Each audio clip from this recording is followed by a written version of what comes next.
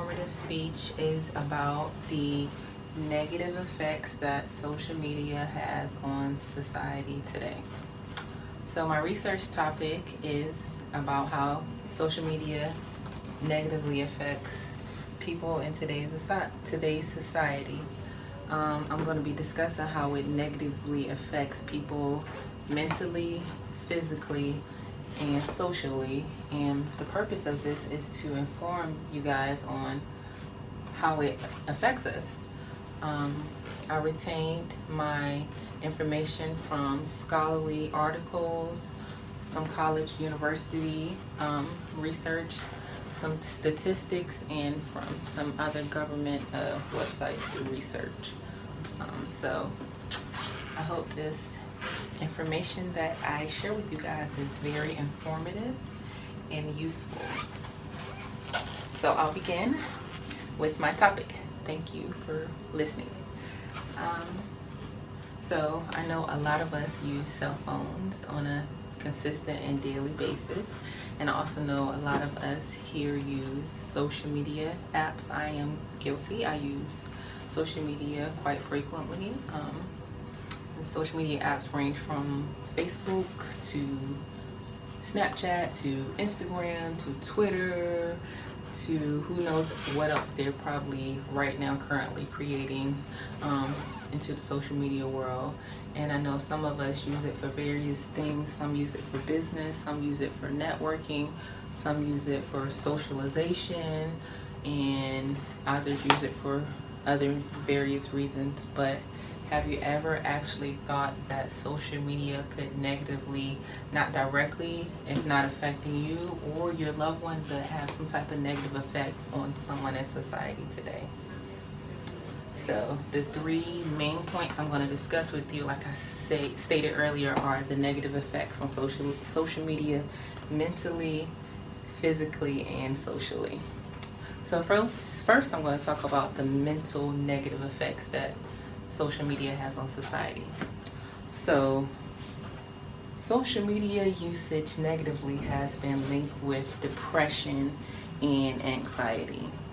So a lot of people spend time looking at social media and the fabricated lifestyles that people live, and they feel like they don't fit in or they're not good enough, and they seem to get depressed by looking at this. Well, not seem to, they are depressed by looking at this. And statistics have shown that people who use social media are 3 times more likely to develop depression because of this. A lot of younger adults look at these Instagram models and they see these Photoshop bodies or these cosmetic surgery produced bodies, and they feel like they're not beautiful enough and they want to starve themselves to death or feel like they need to have some type of surgery enhanced bodies to look a certain type of way to fit in, and that causes depression and anxiety in the society today.